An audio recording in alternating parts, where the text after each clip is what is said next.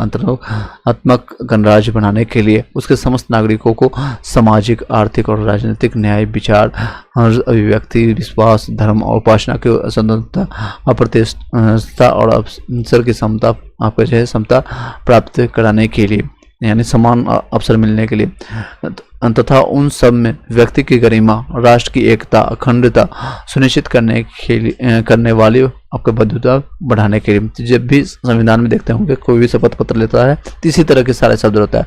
हम भारत के लोग भारत को एक संप्रभुत्व और संपन्न समाजवादी, पंथनिरपेक्ष, लोकतंत्रात्मक गणराज्य बनाने के लिए इसके समस्त नागरिकों को सामाजिक, आर्थिक और राजनीतिक न्याय, विचार, अभिव्यक्ति, विश्वास, धर्म, उपासना की स्वतंत्रता, प्रतिष्ठा, अवसर की समता से प्राप्त कराने के लिए, उन सब में व्यक्ति की गरिमा और राष्ट्र की एकता, अखंडता और सुनिश्चित करने के बंधुत्व बढ़ाने के लिए प्रतिबद्ध है। दृढ़ संकल्प होकर के अपने संविधान भाषा में आज दिनांक जो है 26 नवंबर 1949 जो है मिति मार्ग शुक्ला सप्तमी, यानी कि जो हिंदी मार्ग देखने को मिलता है, मिति आपका मार्ग शीर्ष आपका शुक्ल आपको जो है शुक्ला सप्तमी संवत 2006 आपका 6 उसमें था, 2006 उसमें बन गई थी, 2006 उसमें आ गई थी। पता है आपको 70 ईयर आपको जो है आगे हम लोग सक्षम को ये तब इस जो है संविधान को अंगीकृत यानी कि अधिनियमित और आपको समर्पित करते हैं।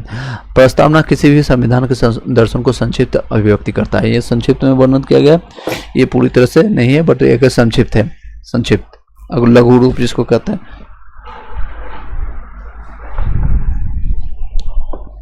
चलिए आगे कंटिन्यू करते हैं। प्रस्तावना भारत जो है आपका भारत के प्रथम प्रधानमंत्री यानी कि जवाहरलाल नेहरू द्वारा प्रस्तावित उद्देश्य प्रस्ताव पर आधारित है। प्रस्तावना का प्रारूप जो है BN राव द्वारा तैयार किया गया था। प्रारूप जो है किसके द्वारा तैयार किया? BN राव के द्वारा तैयार किया गया था। स्वर्ण सिंह समिति की अनुशंसा पर 42वें संविधान संशोधन 1976 द्वारा प्रस्तावना में संशोधन कर समाजवादी, पंथनिरपेक्ष और अखंडता शब्द जोड़े गए थे। बाकी सारे शब्द बाद में जोड़ा गया, जैसे समाजवादी हो गया, पंथनिरपेक्ष हो गया। पंथनिरपेक्ष ये जो वर्ड है, समाजवादी, पंथनिरपेक्ष, लोकतंत्रात्मक यानी अखंडता, ये जो 3 शब्द है आपका अखंडता शब्द जोड़े गए थे। किसके तहत? तो स्वर्ण सिंह समिति के तहत आपका 42वें संविधान संशोधन हुआ था। कब हुआ था? 1976 में हुआ था। प्रस्तावना में एकमात्र जो है 42वें संविधान संशोधन हुआ था, एकमात्र इसमें संशोधन हुआ और 3 वर्ड जोड़े गए थे। तीनों वर्ड याद रखिए, कई बार क्वेश्चन घुमा के पूछा था। तो समाजवादी, पंथनिरपेक्ष, अखंडता शब्द जोड़े गए थे। कौन कौन सा? तो आपका समाजवादी, पंथनिरपेक्ष और आपका अखंडता। प्रस्तावना संविधान निर्माताओं के विचारों को जानने की कुंजी है। संविधान निर्माता जो है उनके विचार क्या थे, उनके थॉट प्रोसेस क्या था जिसके थ्रू वो उन्होंने किया थी, इससे आप जान सकते हैं उनका विचार क्या है। चलिए नेक्स्ट है, प्रमुख प्रस्तावना के मुख्य विशेषताएं क्या है? संविधान का स्रोत जनता है। संविधान का जो स्रोत कौन है? तो जनता है। प्रस्तावना में वर्णित है हम भारत के लोग, यानी हम भारत के लोग शब्द का अभिप्राय है। इसका मतलब क्या है? यही है कि संविधान सभा में ने भारत की जनता की ओर से ही संविधान बनाया और स्वीकृत किया है। यानी कि संविधान को जो बनाया गया किसकी तरफ से? जनता की ओर से, भारत की जनता की ओर से, पाकिस्तान की जनता की तरफ से नहीं। चलिए, संविधान के उद्देश्यों को घोषणा जो है न्याय, स्वतंत्रता, समता, बंधुत्व।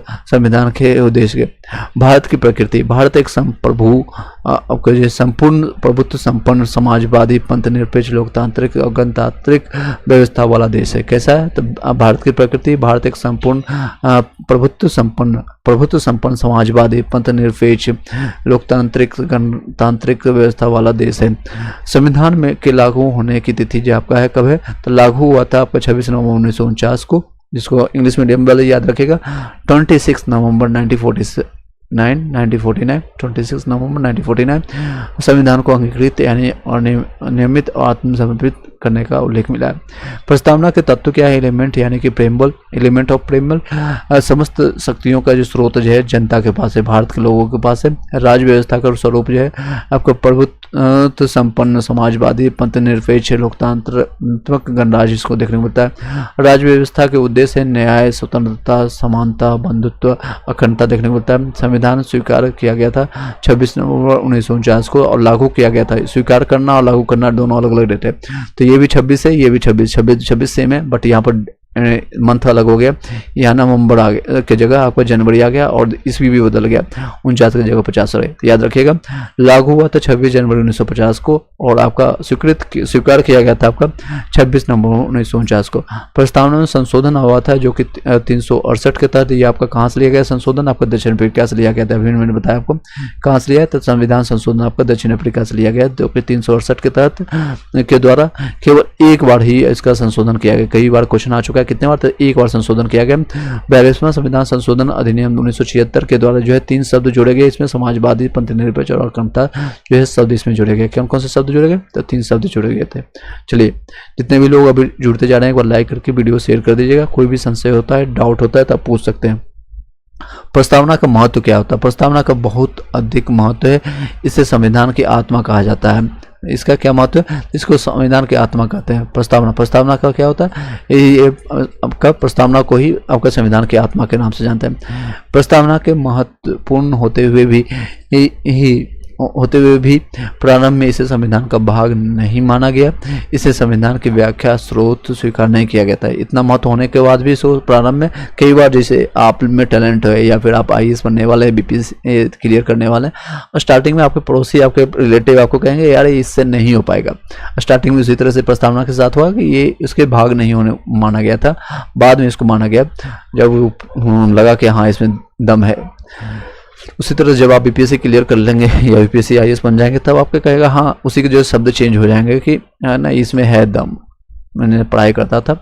प्रस्तावना से जुड़े महत्वपूर्ण मामले हैं आपका बेरुवाड़ी बनाम आपको भारत संघ 1960 में मामले में सर्वप्रथम उच्चतम न्यायालय ने प्रस्तावना को संविधान का भाग नहीं माना था। बेरुवाड़ी जो है बनाम आपको भारत संघ 1960 में जो है किसने नहीं माना था? सर्वप्रथम जो है उच्चतम न्यायालय में ने प्रस्तावना को संविधान का भाग नहीं माना था। गोरखनाथ नहीं, ये गोरखनाथ है। गोरखनाथ धंधा जो आप लोग सुने होंगे। चलिए ये गोरखनाथवाद जो है 1967 में 67 में।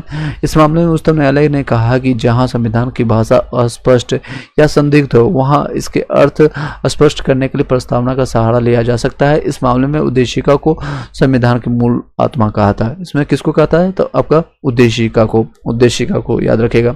नेक्स्ट है परंतु केशवानंद भारती बनाम केरल राज्य 1973 मामले में उच्चतम न्यायालय ने अपनी पूर्ण व्याख्या को अस्वीकार कर दिया। यानी पहले जो बातें कहते उसको खुद अस्वीकार कर रहा है।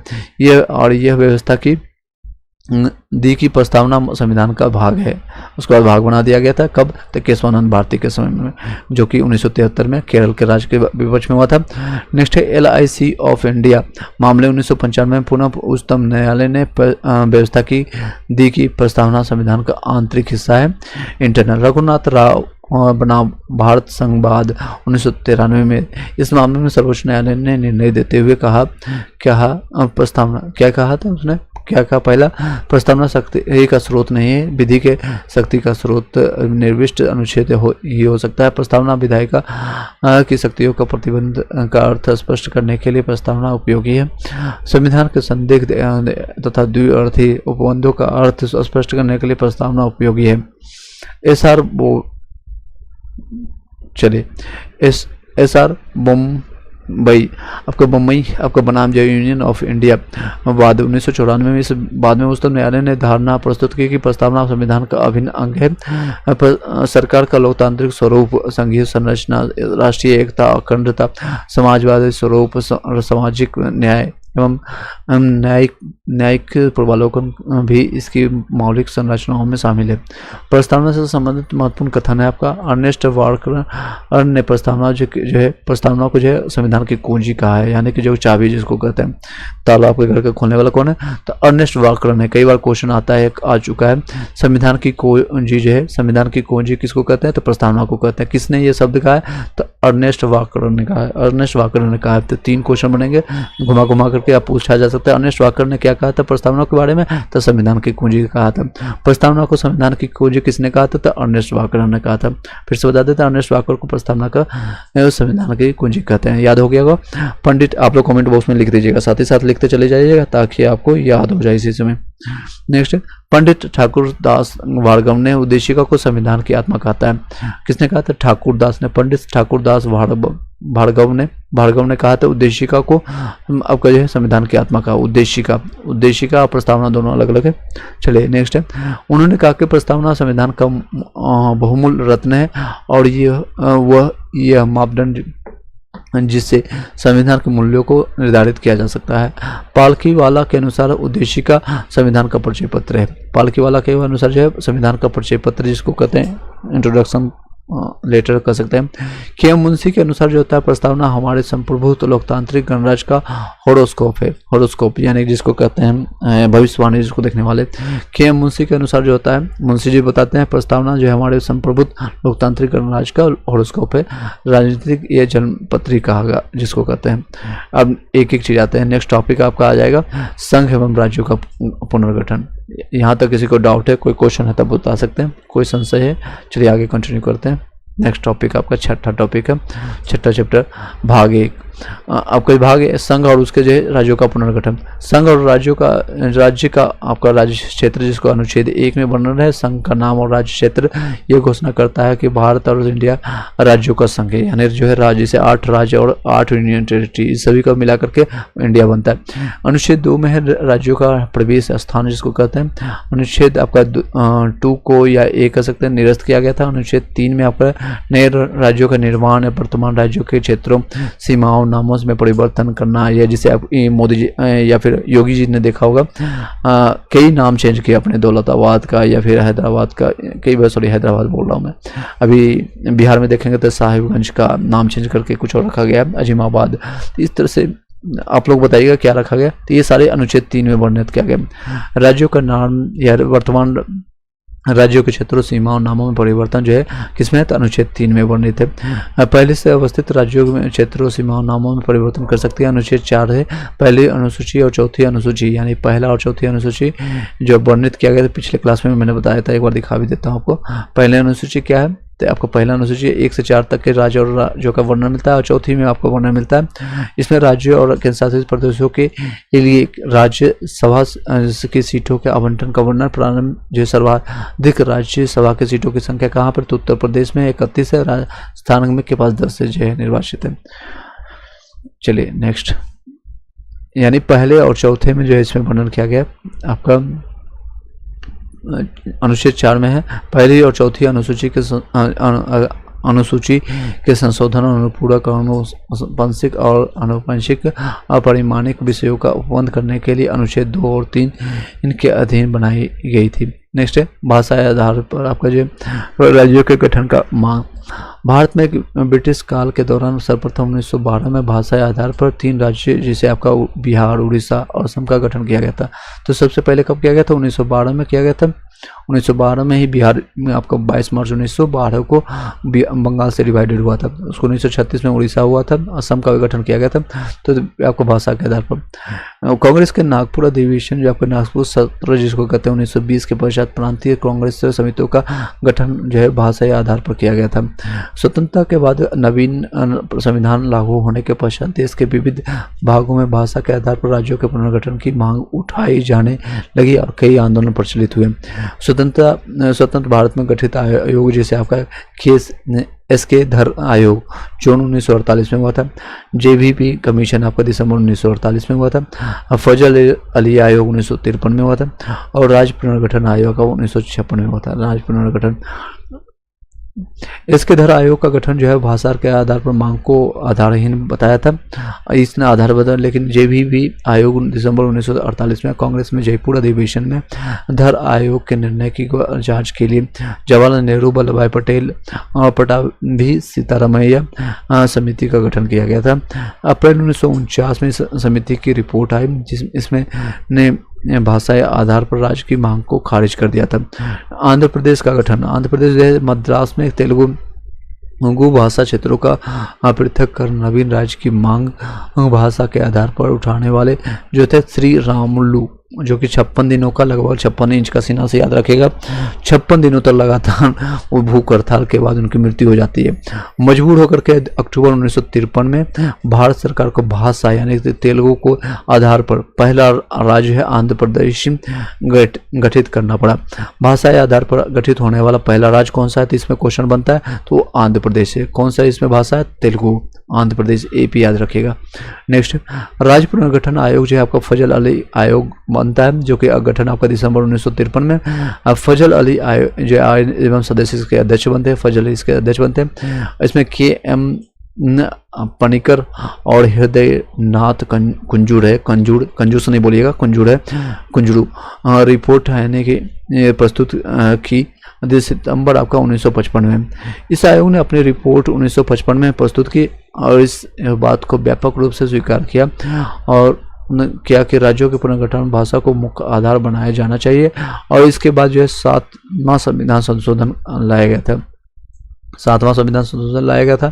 7वें संविधान संशोधन 1956 के द्वारा राज्यों के पुनर्गठन के से को खो गो हो यानी कि ABCD जिसको कहते हैं श्रेणी के राज्यों के वर्गीकरण को समाप्त कर दिया गया। 1 नवंबर 1956 को 14 राज्यों में 6 संघ शासित प्रदेश उसमें हुआ करती थी, यानी टोटल मिलाकर के 20, जैसे अभी 28 और 8 हुए, 28 और 8 यानी 14 राज्य और 6 आपका जो है संघ यानी केंद्र शासित प्रदेशों में पुनर्गठन किया गया था। इस संविधान संशोधन अधिनियम के पश्चात भारत की राजनीतिक स्थिति में हुए परिवर्तन के परिणाम स्वरूप समय समय पर अनेक नए राज्यों और संघ जो है क्षेत्रों का पुनर्गठन किया गया था।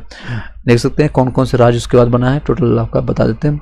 यहाँ पर पहला जो है आंध्र प्रदेश बनता है 1 अक्टूबर 1953 में। इसमें मृत्यु किनको होता है, तो ये क्वेश्चन आ चुका है, श्री रामुलु, राम से याद रखिएगा, श्री रामुलु लगातार 56 दिन तक भूख हड़ताल के बाद वो सरकार हिला दिए थे पूरा।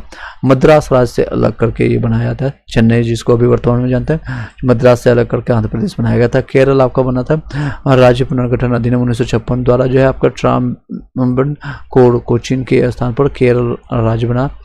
कर्नाटक आपको 1956 में मैसूर राज्य बना का अधिनियम द्वारा परिवर्तित करके कर्नाटक रखा गया। गुजरात बना थे 1 मई 1960 को, देख सकते हैं इसका जन्म अभी बाद में हुआ है।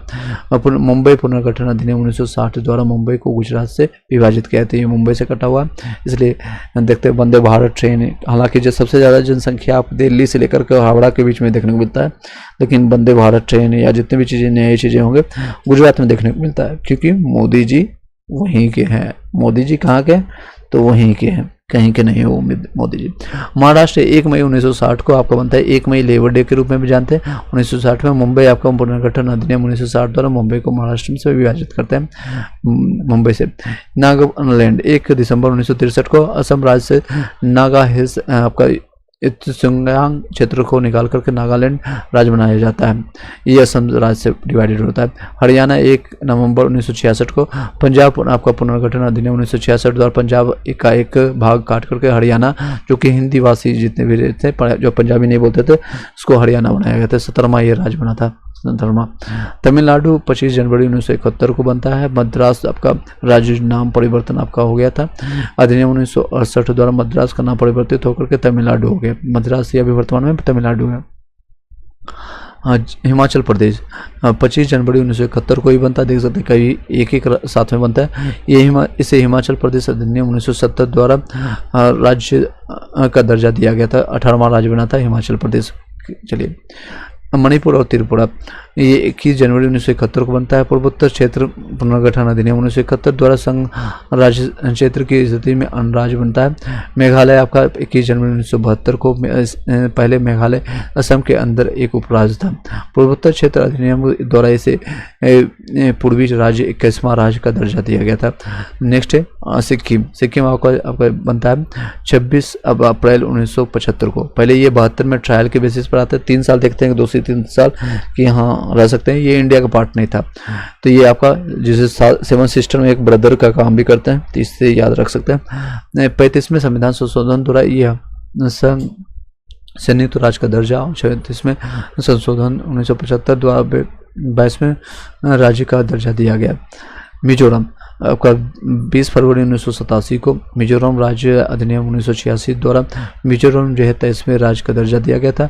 अरुणाचल प्रदेश आपका 20 फरवरी 1987 को बनता है। अरुणाचल प्रदेश अधिनियम 1986 के का 24वां राज्य इसमें मिलता है दर्जा। गोवा आपका बनता है आपका 30 मई 1987 को। गोवा दमन एवं दीव पुनर्गठन अधिनियम 1987 द्वारा गोवा जो है 25वां राज्य बनता है, याद रखिएगा। कब बनता है? 30 मई 1987 का बनता है। नेक्स्ट है आपका छत्तीसगढ़ 1 नवंबर 2000 को बनता है। 1 नवंबर को मध्य प्रदेश पुनर्गठन अधिनियम 2000 द्वारा इसमें बनता है। और उत्तराखंड से जो है उत्तर प्रदेश से उत्तराखंड बनता है 9 नवंबर 2000 को। उत्तर प्रदेश पुनर्गठन अधिनियम जो है 2000 द्वारा राज्यों का गठन किया जाता है। झारखंड आपका 15 नवंबर 2000 को बनता है। बिहार आपका अधिनियम बिहार से कट करके बनता है। लगभग 45% जो है जमीन लेकर के 45.5% के। तेलंगाना ये जो अभी रिसेंटली बना है 2 जून 2014, आप लोग इसमें अच्छे से देखे होंगे, आप लोग परिपक्व हो गए। बाकी सभी समय में आप बच्चे होंगे, उसमें हम भी बच्चे थे। चलिए, आंध्र प्रदेश द्वारा जो है राज्य पुनर्गठन अधिनियम 2014 के माध्यम से 2 जून 2014 द्वारा तेलंगाना बनता है। कहाँ पर? तेलंगाना आपका आंध्र प्रदेश कट करके बनता है। पहले भाषाई राज्य बनता है, उसका तेलंगाना 2 जून 2014 लास्ट यही रास्ता है। और ये आपका चलिए नेक्स्ट, राज्य द्वारा निर्मित एक संविधान द्वारा जम्मू और कश्मीर के लिए पृथक संविधान का निर्माण किया गया, जो 26 जनवरी 1957 से अस्तित्व में आया। विशेष राज्यों का दर्जा जो प्राप्त राज्य जिसे नागालैंड 1969 में मिला था, और हिमाचल प्रदेश 1971 में, त्रिपुरा आपका 1972 में, मेघालय आपका 1972 में, मणिपुर 1972 में, सिक्किम 1975 में, आपका मिजोरम 1987 में, और हिमाचल प्रदेश आपका 87 में, गोवा आपका 1987 में। विशेष राज्य में ये फायदा होता है कि आपको जो एक्स्ट्रा फंड मिलता है केंद्र की तरफ से। आपका कश्मीर का विलय शासक आपका हरि सिंह हुआ था। यहाँ शासक जो है हिंदू थे, किंतु जनता 75% जनता मुस्लिम थी। राजा हरि सिंह भारत प्रजातंत्र या पाकिस्तान के सांप्रदायिकता से भयभीत होकर के स्वतंत्र भारत का निर्णय लिया। पहले वो पाकिस्तान में जाना चाहते थे, लेकिन जब वो पाकिस्तानी आक्रमण कर दिया था तो हरि सिंह जो है आकर के कहते ठीक है मैं इंडिया के साथ हो जाता हूँ। कश्मीर में शेख अब्दुल्ला भारत में विलय चाहते थे। नेक्स्ट है 22 अक्टूबर 1947 को पठान आदिवासी जिनका अनौपचारिक नेतृत्व पाकिस्तान सेना कर रही थी, इन्होंने कश्मीर का आक्रमण कर लिया था। कौन कर रहा था? 22 अक्टूबर 1947 को पठान आदिवासी जिनका अनौपचारिक नेतृत्व पाकिस्तान सेना कर रही थी, यानी उसको सपोर्ट कर रहा था। आज के डेट में भी सपोर्ट कौन देता है? जो भी आपका आतंकवादी हो या फिर पाकिस्तान में ही सपोर्ट करता है। 24 अक्टूबर 1947 को भारत सरकार ने महाराजा हरि सिंह से ने हस्तक्षेप का आग्रह किया। तो उसके बाद जो है कुछ दिन के बाद यानी 2 दिनों के बाद ही इंडिया का पार्ट हो जाता है। कब होता है? तो 26 अक्टूबर 1947 को महाराजा हरि सिंह विलय के प्रस्ताव को स्वीकार करते हैं और शेख अब्दुल्ला के राज्य के प्रधान का नेतृत्व किया। जम्मू कश्मीर राज्य के संदर्भ में विशेष प्रावधान आपका 5 अगस्त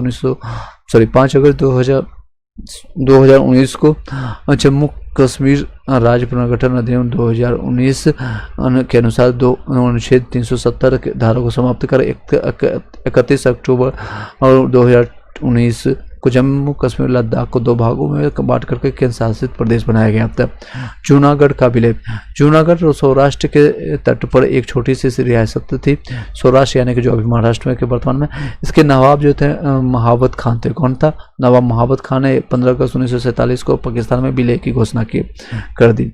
नवाब पाकिस्तान में जबकि हिंदू बहुमूल्य जो है इसमें, क्योंकि जनता उसमें बहुमूल्य थी, जनता थी हिंदू, भारत में विलय चाहती थी। जो भारत में जनता चाहती कि आपका इंडिया के साथ रहे, लेकिन उसके राजा थे महावत कि यहाँ चाहते थे कि हम पाकिस्तान में चले जाए।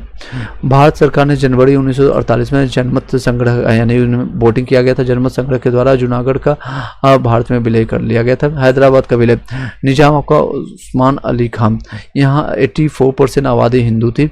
हैदराबाद के निजाम स्वतंत्र रहना चाहते थे, ना तो वो पाकिस्तान में जाना चाहते थे ना ही वो इंडिया के पार्ट होना चाहते, लेकिन यहाँ की जनता जो है भारत में विलय चाहती थी। आपका 13 सितंबर 1948 को भारतीय सेना ने हैदराबाद पर ऑपरेशन पोलो, कई बार क्वेश्चन अभी आ चुका है, ऑपरेशन पोलो किससे संबंधित है? तो हैदराबाद विलय से संबंधित है। कब किया गया था?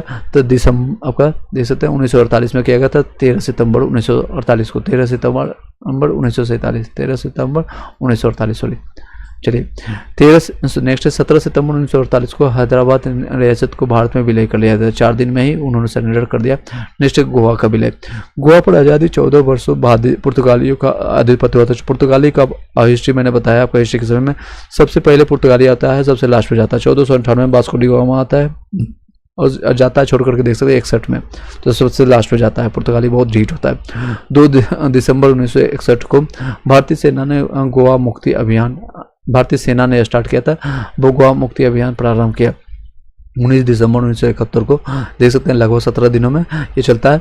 1961 को पुर्तगाली गवर्नर मैयून बासलो डे सिल्वा ने आत्मसमर्पण कर दिया और गोवा भी भारत का अभिन्न अंग बना गया था उसके बाद। तो ये याद रखिएगा कौन था आपका मैन्यू वास्लो डे सिल्वा। नेक्स्ट है ऑपरेशन विजय के तहत जो है, ये आपने कौन सा विजय लिया गया था, कौन सा ऑपरेशन, तो ऑपरेशन विजय, जिसे आपने ऑपरेशन सिंदूर का आपने नाम सुना होगा रिसेंटली, जो कि अभी पाकिस्तान के खिलाफ किया गया था।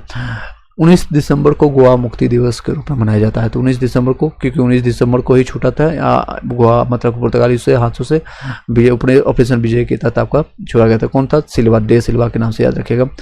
लक्षद्वीप जो है लक्का द्वीप या मिनी कॉय या अमीन द्वीप समूह का नाम लक्का द्वीप और मिनी कॉय और मिनी अमीन द्वीप समूह नाम परिवर्तित अधिनियम द्वारा लक्षद्वीप कर दिया गया था, जिसकी राजधानी आपके कवारती थी, बनाई गई थी। किसकी बनाई थी? कवारती बनाई गई थी।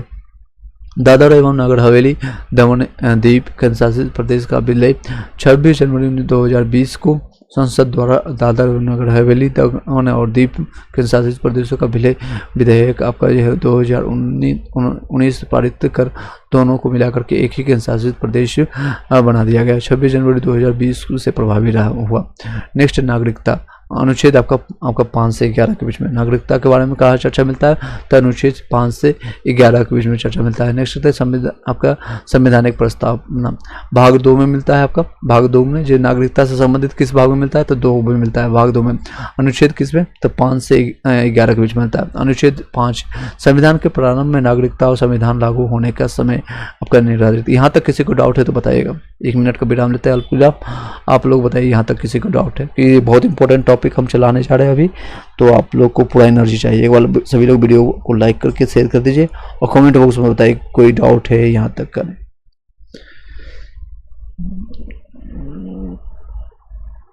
बताइएगा। आई डोंट थिंक कि आपके पास कोई डाउट होगा। 1 मिनट हम विचार कर लेते हैं, फिर आगे कंटिन्यू करेंगे।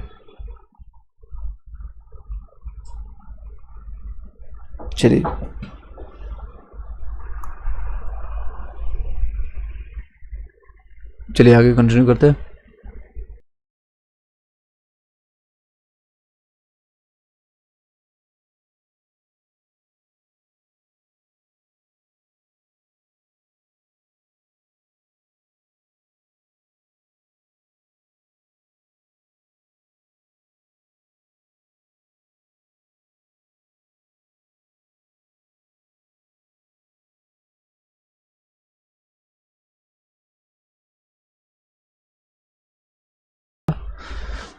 आई होप कि क्लियरली वॉइस जा रहा होगा, एक बार बता दीजिएगा।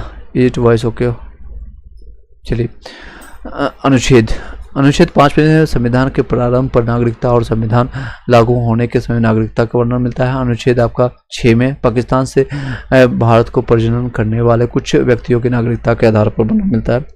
आपका पाकिस्तान से जो है भारत का प्रजनन आपका प्रवचन जो प्रवाह करने वाले, जो प्रवेश करने वाले, यहाँ पर थोड़ा स्पेलिंग मिस्टेक है, करने वाले कुछ व्यक्तियों को नागरिकता के आधार पर मिलता है। अनुच्छेद 7 पाकिस्तान के प्रवेश करने वाले जो है कुछ व्यक्तियों को नागरिकता की स्वेच्छा से अर्जित करने वाले व्यक्तियों को नागरिकता होना, यानी उसमें जो है क्योंकि कई लोग पाकिस्तान जा रहे थे, कई लोग पाकिस्तान से भारत आ रहे थे, तो उसमें छूट मिली हुई थी 6 महीना के आसपास में। अनुच्छेद 8 में मिला है भारत के बाहर रहने वाले भारतीय उद्योग के कुछ व्यक्तियों को नागरिकता के अधिकार मिलेंगे। अनुच्छेद 9 आपका विदेशी राज्य के नागरिकता स्वेच्छा से अर्जित करने वाले व्यक्तियों को नागरिक ना होना, यानी कोई भी विदेशी में जाकर के शिफ्ट हो जाते हैं, जैसे कनाडा में हो गया, या कोई लोग पाकिस्तान जाना चाहता है तो उस इच्छा से अगर जाना चाहते हैं तो जा सकते हैं, बट इंडिया की नागरिकता खत्म हो जाएगी। अनुच्छेद 10 है नागरिकता के अधिकार का बना रहना होता है, और संसद अनुच्छेद 11 में संसद द्वारा नागरिकता के अधिकार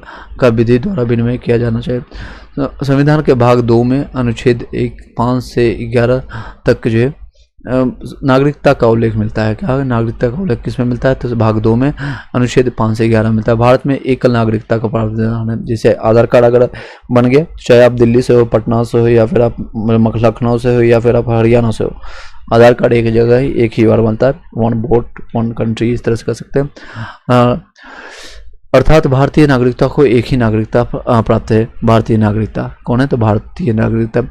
नेक्स्ट है, यह व्यवस्था इंग्लैंड के संविधान से ली गई थी। कहाँ से लिया गया था? इंग्लैंड के संविधान से लिया गया था। कहाँ से लिया गया था? इंग्लैंड के संविधान से ली गई थी। भारत में सभी नागरिकों को पूरे देश में समान नागरिकता अधिकार मिलता है। यानी कि अगर आप साउथ के हो या फिर नॉर्थ ईस्ट को, कहीं का भी आपको समान प्रावधान मिलता है। संविधान के अनुच्छेद 11 में यह स्पष्ट किया गया है कि संसद को नागरिकता के बारे में कानून बनाने की संपूर्ण शक्ति प्राप्त है। किसको? तो अनुच्छेद 11 में यह स्पष्ट किया गया है संसद को। किसके पास? तो संसद को नागरिकता के बारे में कानून बनाने का संपूर्ण शक्ति प्राप्त होगी। संसद में चौथा में मेंशन किया गया आपका, संसद में, भारत में संसद द्वारा 1955 में यानी 55 में नागरिकता कानून बनाया गया। भारतीय नागरिकता क्या है? भारतीय नागरिकता अधिनियम 1955 के आधार पर नागरिकता के अर्जन या समाप्ति संबंधी नियम बनाए गए थे, जिसमें 5 प्रकार के नागरिकता अर्जन कर सकते हैं। यानी 5 प्रकार से आप भारत की नागरिकता प्राप्त कर सकते हैं। एक क्वेश्चन आया भी है कि कितने तरह से आपका नागरिकता प्राप्त कर सकते हैं, तो 5 प्रकार से। और कितने तरह से उसको त्याग सकते हैं, छूट सकता है, तो 3 तरह से। ये दोनों चीज़ें याद रखिएगा। एक तो जन्म से, यानी अगर आप बाय बर्थ, अगर आप जन्म आपका भारत में हुआ है तो कहीं भी, तो आपका नागरिकता है। वंशानुगरण यानी बाय डिसेंट से, अगर आपका जन्म कहीं और हुआ है लेकिन आप वंश आपका यहाँ पर है तो आप उससे बन सकते हैं। पंजीकरण से यानी बाय रजिस्ट्रेशन से। देशीकरण से यानी यहाँ आकर के नेचुरलाइजेशन से। भूमि के अर्जन से, अगर जमीन लेते हैं तो भी आपका एक्विजिशन ऑफ लैंड से बन सकते हैं।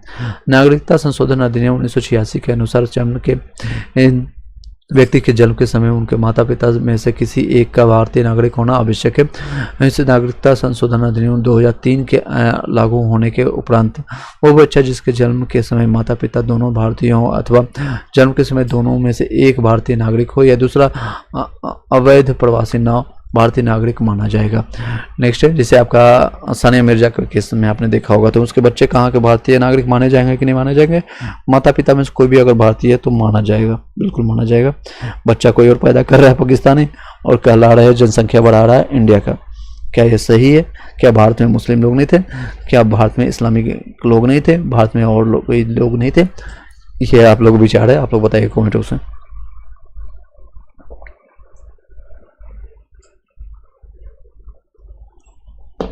चलिए, नहीं हो, ऑलरेडी काफ़ी जनसंख्या हो चुकी है इंडिया का।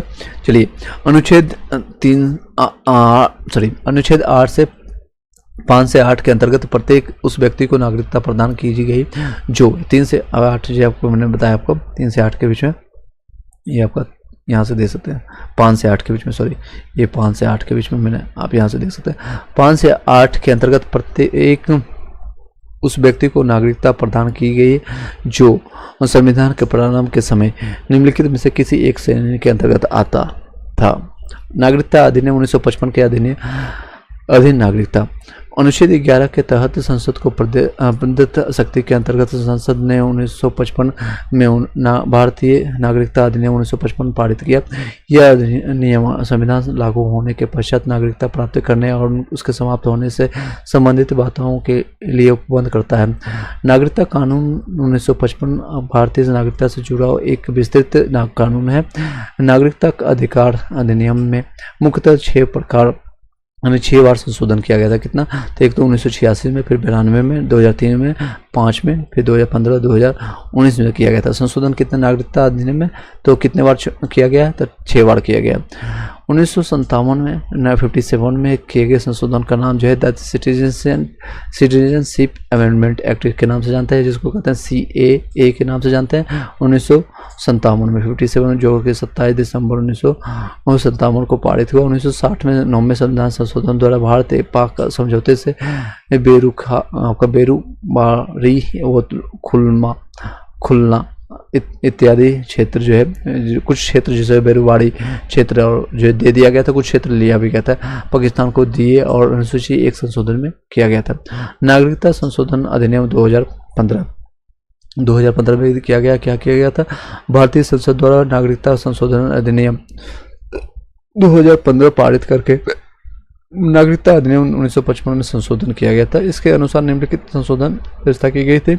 इस संशोधन द्वारा भारतीय मूल के व्यक्ति पीओआई कार्ड और समुद्र पारी भारतीय नागरिक ओसीआई कार्ड को एक साथ मिलाने की व्यवस्था की गई। पीओआई कार्ड आपका 2002 में और ओसीआई कार्ड स्कीम 2005 में शुरू की गई थी। पीओआई कार्ड आपका जो है कार्ड योजना समाप्त कर दी गई है। अभी तक जारी की गई पीओआई कार्ड को ओसीआई कार्ड होल्डर समझा जाएगा। एकल नागरिकता, भारतीय संविधान द्वारा नागरिकों को एकहरी यानी नागरिकता प्रदान की गई है, जबकि भारत में संघीय शासन है जिसके अंतर्गत दोहरी राज्य पद्धति केंद्र और राज्य को अपनाया गया है। अन्य संघीय देशों जैसे अमेरिका और स्विट्जरलैंड में दोहरी नागरिकता है, यानी कि उनको राज्य का अलग कार्ड होता है, अलग नागरिकता होता है और केंद्र का अलग होता है। और निवासी जिसको कहते हैं एनआरआई और निवासी भारतीय, यानी कि भारत में निवास नहीं करने वाला जो है, जिसको कहते हैं नॉन रेसिडेंशियल इंडियन, इसको कहते हैं इंग्लिश मीडियम वाले ध्यान दीजिएगा, इसको कहते हैं नॉन रेसिडेंट इंडियन के रूप में जानते हैं। वे भारत के नागरिक होते हैं किंतु नौकरी या व्यवसाय के संबंध में भारत से बाहर निवास करते हैं। जैसे कई लोग जाकर के बाहर में जॉब करते हैं, चाहे यूएसए हो, आप इंग्लैंड में हो या कहीं पर भी जाकर जॉब करते हैं, आपके पास आधार कार्ड है, आप इंडिया के निवासी होने के बावजूद भी 10 साल 15 साल आप बाहर में जाकर के जॉब करते हैं, बीच बीच में आते रहते हैं, तो आपका नागरिकता बचा रहेगा। वे भारतीय पासपोर्ट के धारक रहते हैं, पासपोर्ट उनके पास होता है, उन्हें मतदान का अधिकार हो तो है किंतु चुनाव लड़ने का नहीं। वो एनआरआई को चुनाव नहीं लड़ सकते हैं, नागरिकता उनके पास है, वो मत आकर के दे सकते हैं, सरकार चुनने का अधिकार है उनके पास। इनको जो है भारत के समान नागरिकता को प्राप्त सभी ये लाभ प्राप्त होते हैं। जैसे अभी बिहार में चुनाव होने वाला है, सभी लोग कोशिश कर रहे हैं जो भी एनआरआई है बिहार से बाहर है, जो कि अदर देशों में काम करते हैं, खासकर जो कि नॉर्थ ईस्ट या कि ईस्ट साइड वाले जितने भी लोग हैं, दरभंगा, मधुबनी, सुपौल, इस साइड के जो भी लोग बाहर में काम करते हैं, इस बार वो आएंगे छठ में और जन स्वराज को या किसी को भी चुनाव में जिनको भी वो पसंद करते हैं वो वोट दे करके अपना जो मताधिकार का है उपयोग कर करके फिर वो जा सकते हैं बिल्कुल। नेक्स्ट है भारतीय मूल के व्यक्ति, यानी पीओआई जिसको कहते हैं, ये वे भारत के नागरिक नहीं है किंतु उनके पूर्वज भारत के नागरिक हैं। वे विदेशी पासपोर्ट धारण है, जिसे आपका राजीव भाटिया के नाम से या अक्षय कुमार के नाम से आप जानते होंगे। उनके पास भारतीय पूर्वज के हैं, वो भारतीय पूर्वज, लेकिन उनके पास कोई पासपोर्ट नहीं है भारत का, वो कनाडा के पासपोर्ट से अभी भी भारत में रहते हैं। इन्हें मत देने या चुनाव लड़ने का अधिकार नहीं होता है, वो कभी नहीं दे सकते हैं, इनको विशेष लाभ नहीं है। भारत की नागरिकता के लिए भी आवेदन करने से पहले 7 साल तक भारत में निवास करना जरूरी है। 7 साल तक यहाँ निवास कर सकते हैं। ये क्वेश्चन आ चुका है कई बार, कितने साल रहना जरूरी है, तो 7 साल। विदेशी भारतीय नागरिक ओसीआई जिसको कहते हैं, ये ऐसे विदेशी नागरिक हैं जो पूर्व में भारतीय नागरिक रहे हैं और या भारतीय नागरिकता प्राप्त करने की अर्हता ग्रहण करते हैं। इन्हें आजीवन वीजा की सुविधाएं उपलब्ध है। इन्हें भारत में संपत्ति के क्रय विक्रय यानी खरीदने और बेचने का अधिकार प्राप्त है। अन्य तथ्य जिसे नागरिकता संशोधन अधिनियम 2015 द्वारा ओसीआई में पीओआई का विलय कर दिया गया था, अर्थात अब ओसीआई पीओआई में कोई भिन्नता नहीं रही थी। ओसीआई यानी ओवरसीज सिटीजन ऑफ इंडिया कहते हैं, जिसको ओवरसीज पाकिस्तान एवं बांग्लादेश को छोड़ करके अन्य सभी देशों के नागरिकता को दिया जाता है। चलिए नेक्स्ट है नागरिकता संशोधन बिल 2016 में। यह बिल नागरिकता अधिनियम 1955 में संशोधन करता है। यह बिल ओसीआई है जिसको overseas citizen of India card holder को प्रतिबंधों पर विस्तारित करता है। यह बिल भारत के 3 पड़ोसी देश पाकिस्तान, अफगानिस्तान और बांग्लादेश इसके सिख हिंदू जो भी माइनॉरिटी वाले जो रहते हैं, सिख हिंदू वहाँ पर माइनॉरिटीज में होता है, यहाँ पर बहुसंख्यक में हो जाएंगे इंडिया में। जैसे हिंदू सबसे बहुसंख्यक है, हिंदू हो गया, सिख हो गया, ईसाई हो गया, जैन, पारसी, मुस्लिम को छोड़ करके, क्योंकि ये मुस्लिम कंट्री है तीनों, पाकिस्तान, अफगानिस्तान, इंडिया। इंडिया। हालांकि इंडिया का ही पार्ट, अगर इंडिया का पार्ट हुआ करता, चंद्रगुप्त मौर्य जो है सभी पर राज कर चुका है, जो कि बिहारी, एक बिहारी सब पहाड़ी। उपयुक्त 6 धर्मों के लोग, यानी जो 6 धर्म बताया गया था के लिए निवास की शर्त जो है 11 वर्ष से घटा करके 6 वर्ष कर दिया गया। यानी पहले 11 वर्ष हुआ करते थे, अब 6 वर्ष अगर इंडिया में निवास करते तो उनको नागरिकता प्रदान किया जाएगा। हालांकि इसकी जरूरत नहीं पड़ती है। रोहिंग्या मुसलमान जो है बांग्लादेश, यानी पश्चिम बंगाल से, बांग्लादेश से होते हुए कई लोग आकर के घुस करके, म्यांमार से आकर के घुस करके इंडिया में रह रहे हैं। बंगाल में, हरियाणा में, दिल्ली में, गुजरात में कई लोग पकड़े गए। रिसेंटली आपने न्यूज में सुना होगा 104 110 लोग गुजरात, सूरत से भगाया गया उन लोगों को। तो उनके पास कुछ भी नहीं। कई लोग आधार कार्ड, पैन कार्ड बना करके वोट देते हैं, खासकर किसी एक पार्टी समुदाय को, और उसमें केंद्र सरकार की भी गलती होती है। बॉर्डर सिक्योरिटी उन्हीं के हाथ में होता है, तो राज्य सरकार इसमें कुछ नहीं कर सकता है। एनी हाउ, चलिए नेक्स्ट बातें करते हैं। ये बिल जो है भारत के 3 पड़ोसी देश, मैंने बता दिया आपको, हिंदू, सिख, ईसाई, आपका जैन और पारसी, मुस्लिम को जोड़ करके नागरिकता प्रदान करने में छूट प्रदान करता है। उपयुक्त 6 धर्मों के लिए जो लोगों के लिए 7 वर्षों से कितना वर्ष घटा दिए, क्वेश्चन आ चुका है कई बार, कितने आपका घटाया गया है, तो आपका 6 वर्षों के लिए। नागरिक समाज के संबंधों को प्रदर्शित करता है। प्रत्येक देश के नागरिकता संबंधी अपने अपने अधिनियम या कानून होते हैं। भारत में नागरिकता संबंधित कानून बनाने का अधिकार किसके पास है? संसद के पास है। किसके बाद? कई क्वेश्चन आ चुका है, 2-3 बार बता चुके हैं। इस आधार पर जो है क्वेश्चन आएगा इस तरह से, आपका जो है नागरिकता संबंधित कानून बनाने का अधिकार किसके पास है? ऑप्शन मिलेगा लोकसभा, विधानसभा, संसद या फिर राष्ट्रपति। कई लोग राष्ट्रपति लगा के चले जाएंगे, तो इसके बाद संसद के पास है। इस आधार पर जो है संसद जो है ने नागरिकता अधिनियम 1955 बनाया है। संसद समय समय पर इस अधिनियम में संशोधन कर नए कानून बना रही है, अर्थात संसद विधि द्वारा संशोधन कर सकती है। इसके लिए संविधान संशोधन करने की आवश्यकता नहीं होती है। संसद समान बहुमत के आधार पर, अर्थात संसद में उपस्थित वो मतदान देने वाले सदस्यों के आधे से अधिक, यानी 50% से ज़्यादा हो जाए, समर्थन मिल जाता है, तो संशोधन कर सकती है। नागरिकता संशोधन अधिनियम जो लास्ट किया गया था 2019 में, 2019 में प्रावधान था नागरिकता संशोधन अधिनियम CAA जिसको कहते हैं, यानी सिटीजन अमेंडमेंट एक्ट 2019 में, इंग्लिश मीडियम वाले ध्यान से, के द्वारा जो है नागरिकता अधिनियम 1955 में संशोधन किए गए, जो इस प्रकार है। नागरिकता अधिनियम 1900 यानी जिसको कहते हैं सिटीजन अमेंडमेंट एक्ट 1955 में बदलाव किया गया था। साथ ही भारत में निवास करने हेतु न्यूनतम सीमा जो है 11 से घटा करके 5 वर्ष कर दी गई थी। मूल, यानी पहले इससे किया गया था 16 में 6 साल किया गया था, लास्ट का 6 उठा लीजिएगा, 19 में 5 साल कर दिया गया था।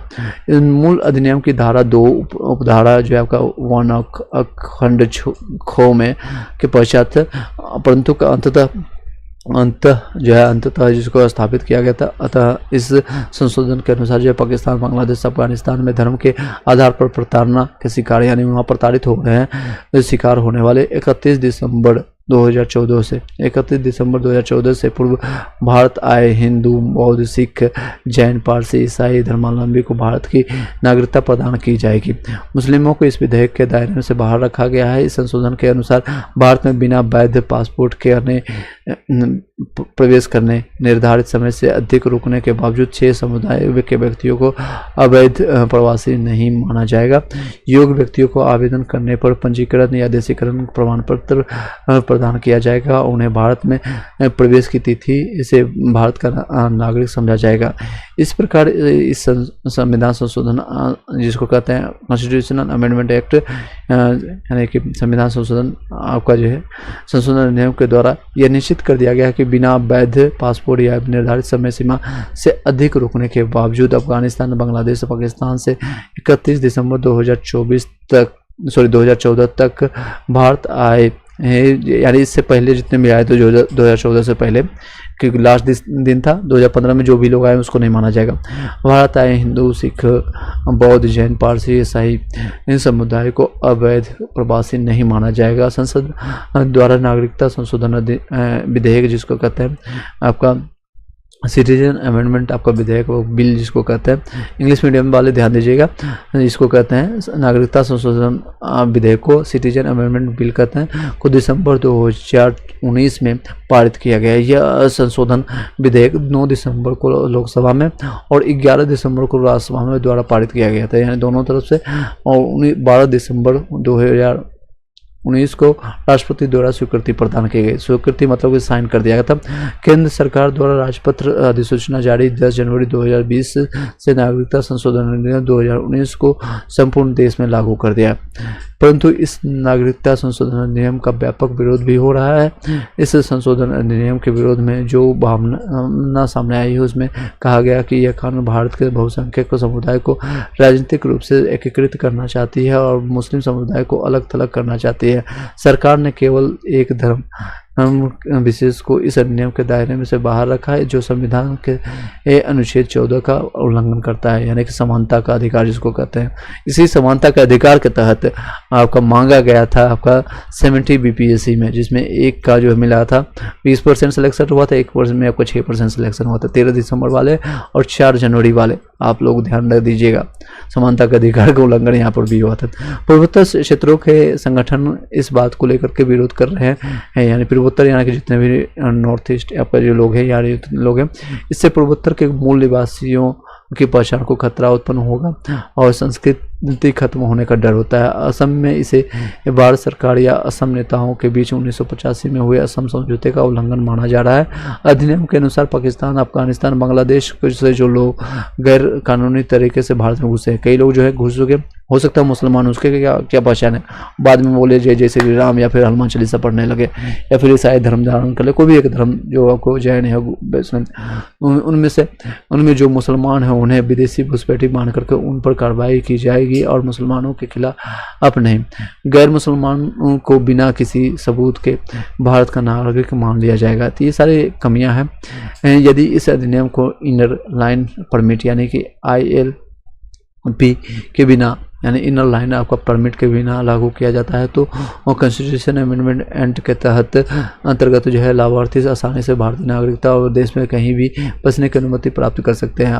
ILP व्यवस्था वाले राज्यों में शरणार्थियों के बसने पर प्रतिबंध है। असम, त्रिपुरा और कॉन्स्टिट्यूशन अमेंडमेंट 2019 का विरोध कर रहे हैं क्योंकि इन राज्यों को सीमा बांग्लादेशी से लगी है। यहाँ बंगाली भाषी और अवैध शरणार्थी का सर्वाधिक आगमन हुआ है। तो सर्वाधिक कहाँ पर आकर के बसे हैं, तो बांग्ला, असम और त्रिपुरा में आकर बसे हैं। आपका प्रावधान लागू नहीं होंगे।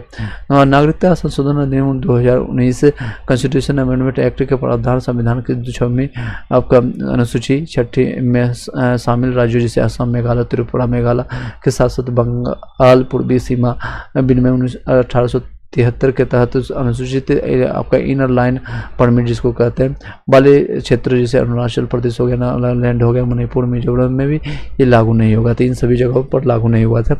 इनर लाइन परमिट किसको कहते हैं, ये एक प्रकार का यात्रा दस्तावेज होता है जो भारतीय नागरिकों को ILP इनर लाइन परमिट आपका जो है व्यवस्था के तहत संरक्षित 4 राज्यों अरुणाचल प्रदेश, नागालैंड, मणिपुर, मिजोरम के में भ्रमण करने या रहने की अनुमति प्रदान करता है। ILP शरणार्थी को ILP के क्रियान्वयन वाले राज्यों में बसने की से प्रतिबंधित करता है। ILP केवल घरेलू पर्यटकों को ही दिया जा सकता है। इसमें यात्रा की तिथि, रहने की अवधि राज्य में उन विशेष क्षेत्रों को भी निर्दिष्ट किया जा सकता है जहां ILP धारक यात्रा कर रहा है। ILP संबंधित प्रावधान राज्य सरकार द्वारा जारी किया जाता है। वर्तमान में 4 राज्यों अरुणाचल प्रदेश, नागालैंड, मणिपुर, मिजोरम में ILP लागू है। हाल ही में मेघालय विधानसभा ने राज्य में ILP व्यवस्था लागू करने के लिए एक प्रस्ताव रिजोल्यूशन पास किया। किसने किया था, मेघालय ने। मणिपुर में यह व्यवस्था 1 जनवरी 2020 से लागू की गई है। यहाँ 4 प्रकार के परमिट जारी किए जा रहे हैं जिसमें अस्थायी, नियमित और विशेष और श्रम परमिट शामिल है। नेक्स्ट है राष्ट्रीय नागरिक रजिस्टर NRC। आपका नेशनल रजिस्टर ऑफ सिटीजन्स का उद्देश्य NRC जिसको कहते हैं ऐसे लोगों की पहचान करना जो भारत के नागरिक न होने के बावजूद भी भारत में रह रहे हैं। नेशनल रजिस्टर ऑफ सिटीजन्स एक रजिस्टर्ड है जो भारत में रह रहे सभी वैध नागरिक को रिकॉर्ड से संबंधित है।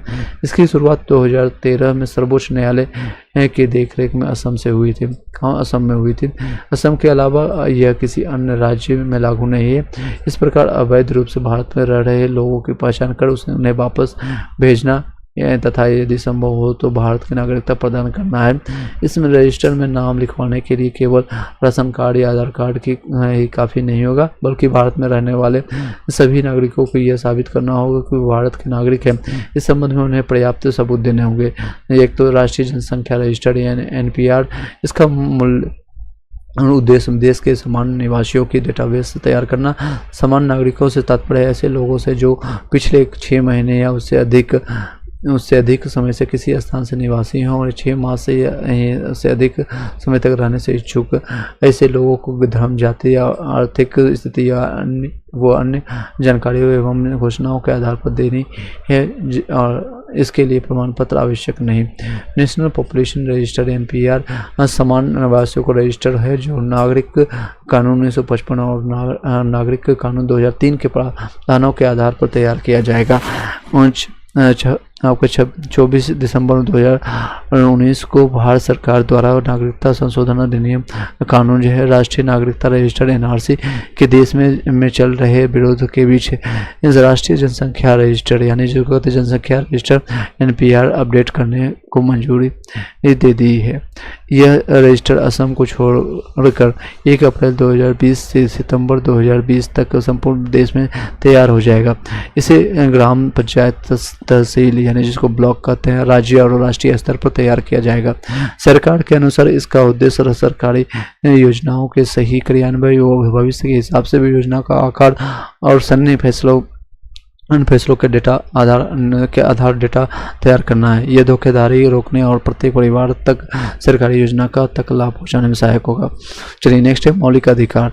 हालांकि इसमें बहुत सारी कमियां हैं। NRC के बारे में कई लोग इसमें जो है 2020-21 में आपने देखा होगा बीजेपी का घेराव भी किया था। चलिए नेक्स्ट टॉपिक है आपका। यहाँ तक किसी को कोई डाउट है तो बताइएगा, कोई क्वेश्चन है तो। नेक्स्ट है मौलिक अधिकार आपका कब से है, तो आपका अनुच्छेद आपका 12 से 35 में मिलता है। मौलिक अधिकार किसमें मिलता है? 12 से 35 में मिलता है, देखने को मिलता है। 12 से 35 में देखने को मिलता है। चलिए संविधान आपका जो है किसमें भाग मिलता है? संविधान के जो है भारतीय संविधान के भाग 3 में अनुच्छेद 12 से 35 तक मूल अधिकारों से संबंधित आपका उपबंध है। भारत में मौलिक अधिकारों के अवधारणा अमेरिका से ग्रहण किया गया था। कहाँ से लिया गया? तो मौलिक अधिकार ओ से अमेरिका। याद रखिएगा, ये याद करने का तरीका बता रहे हैं, आप लोग याद रखिएगा। एग्जामिनेशन में बहुत लग जाता है, बहुत मतलब कि कह सकते हैं वहाँ पर प्रेशर रहता है। एग्जामिनेशन प्रेशर अलग ही होता है। 2 घंटे में 120 क्वेश्चन करना that's not a possible. 150 question BPSC में 150 क्वेश्चन करना होता है। तो ओ से अधिकार, मौलिक अधिकार, ओ से अमेरिका याद रखिएगा। किसी तरह से याद रख लीजिए। क्या संविधान से ग्रहण करता है उसको नहीं पता। जब आपका PT निकल जाएगा, मेंस निकल जाएगा, इंटरव्यू हो जाएगा, जब अधिकारी बन जाएगा, तो किसी को नहीं पता है कि आप किस तरह से कौन से तरीके से किस तरह से आपने याद रखा है। चलिए बच्चेपन की तरह से भारतीय संविधान के भाग 3 को भारत का मैग्ना कार्टा कहा जाता है। किसको कहा जाता है? तो आपका भाग 3 को कहा जाता है। क्वेश्चन कई बार आ चुका है। भारत का मैग्ना कार्टा किसको कहते हैं? जिसे आपका फर्रुखसियार ने वो 1770 में इंग्लैंड को यानी कि अंग्रेजों को दे गया था मैग्ना कार्टा, यानी लिखित दस्तावेज जिसको कहते हैं अनुबंध। इसी तरह से भाग 3 में वर्णित है, यानी मेंशन किया गया है, एक लिखित तौर पर है कि भारत का मैग्ना कार्टा किसको कहते हैं? तो भाग 3 में कहते हैं, संविधान के भारत के संविधान के भाग 3 को कहते हैं। और इसमें क्या चीज़ है? मौलिक अधिकार के बारे में चर्चा है। मौलिक अधिकार कहाँ से लिया गया है? अमेरिका से लिया गया है। कौन से अनुच्छेद है? तो 12 से 35 में के बीच में। कर्तव्य आपका फिर 36 से 151 के बीच में देखने को मिलता है। आई होप कि थोड़ा आपको इंटरेस्टिंग लग रहा होगा और आसान भाषा से समझा रहे हैं, तो वीडियो को एक बार लाइक करके शेयर कर दीजिएगा अपने group, WhatsApp group, Telegram group में, ताकि आपको समझ आ सके। बहुत जो भी बच्चे हैं उनको समझ आ सके, जो आने वाले कंपटीशन में है, चाहे ग्रुप D हो या NTPC हो, रेलवे हो, सभी जगह आपका ये हेल्पफुल रहेगा। मूल अधिकार को मूल इसलिए कहा जाता है, क्यों कहा जाता है? ये भी क्वेश्चन बनता है। मूल अधिकार को मूल इसलिए कहा जाता है या मौलिक, क्योंकि ये कानून के मूल सिद्धांत जिसकी गारंटी संविधान में दी गई है। ये मूल इसलिए भी है क्योंकि ये व्यक्ति के सर्वांगीण विकास, भौतिक हो गया यानी फिजिकल हो गया, यानी बौद्धिक हो गया मेंटल, नैतिकता हो या धार्मिक के लिए आवश्यकता है। इन सारी चीज़ों के लिए विशेषताएं क्या है? तो मौलिक अधिकार वाद योग होते हैं, अर्थात ये मौलिक अधिकारों का हनन होने पर व्यक्ति अपने मौलिक अधिकारों की रक्षा हेतु न्यायालय की शरण ले सकता है। फ्री ऑफ कॉस्ट वहाँ जाकर के अपने बातें कर सकता है। मौलिक अधिकार असीमित नहीं है, यानी कोई सीमा नहीं है इसकी, सीमित नहीं है। अर्थात ये राज्य द्वारा इन पर युक्त प्रतिबंध लगाया जा सकता है। मौलिक अधिकार भारतीयों के साथ विदेशी व्यक्तियों को भी प्रदान किए गए हैं। तो किसको? भारतीयों के साथ साथ विदेशी को भी प्रदान किया गया। उदाहरण के स्वरूप आपका अनुच्छेद आपका 15, 16, 19 और 30, इसको याद रखिएगा। 15, 16, 19, 29, 30, 15, 16, 19, 29, 30 को जो छोड़ करके अन्य जो है सभी मौलिक अधिकार जो है विदेशियों को भी प्राप्त है। कई बार क्वेश्चन आ चुका है कि विदेशियों को कौन सा अधिकार नहीं मिलता है, तो 15, 16, 19, 29, 30, 15, 16, 19, 29 अनुच्छेद जो है आर्टिकल, हम उसके बारे में विस्तार से जानेंगे आने वाले जस्ट अभी के क्लासेज में देखने को मिलेगा।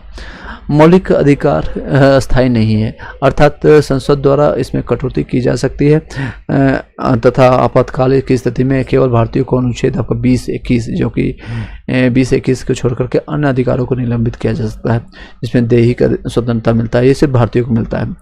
नेक्स्ट है आपका मूल अधिकार और नागरिकों को राज्य के विरुद्ध यानी खिलाफ प्राप्त है, अर्थात मूल अधिकार राज्यों को कुछ प्रतिबंध लगाते हैं, ऐसे कार्य करने से रोकते हैं। मूल अधिकारों को खिलाफ, जिसे आपको मूल रूप से भारतीय संविधान द्वारा नागरिकों को 7 प्रकार के मौलिक अधिकार प्रदान किए गए थे, लेकिन अभी वर्तमान में 6 हैं। क्वेश्चन भी आ चुका है कितने किए गए थे, तो टोटल 7 मौलिक अधिकार प्राप्त थे, लेकिन अभी जिसमें संपत्ति के अधिकार जो है 44वें संविधान संशोधन 1978, एक तो 42वें संविधान संशोधन किया गया था आपको प्रस्तावना के लिए, और ये किया गया 44वें संविधान संशोधन 1978 में किया गया था।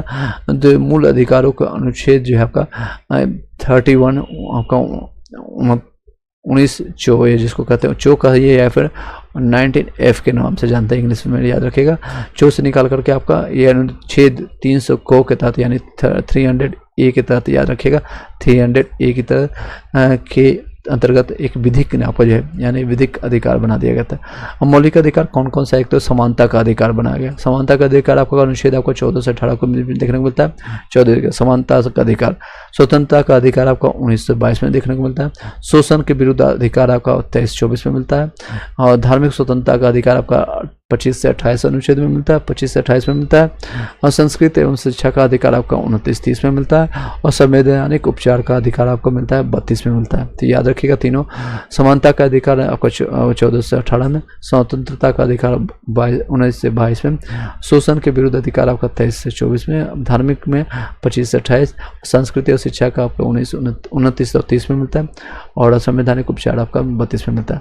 अनुच्छेद आपका 12 जो है इस अनुच्छेद में राज्य की परिभाषा किया गया है। इसमें राज्य की परिभाषा किसमें किया था? अनुच्छेद 12 में किया गया। अनुच्छेद 13 में आपका जो है 13 में मूल अधिकारों में असंगत या उनका अल्पकालीन करने का विधियों के बारे में मेंशन किया गया। नेक्स्ट है न्यायिक पूर्वावलोकन। न्यायिक पूर्वावलोकन क्या क्या चीज़ है? न्यायिक पूर्वावलोकन के बारे में चर्चा करते हैं। न्यायिक पूर्वावलोकन न्याय से तात्पर्य है कि न्यायालय की उस शक्ति से जिस शक्ति के बल पर विधायिका द्वारा बनाए गए कानून, कार्यपालिका द्वारा जारी किए गए आदेशों अर्थात तथा जो है प्रशासन द्वारा किए गए कार्यों की जांच करती है, वह मूल ढांचों के अनुरूप है या नहीं।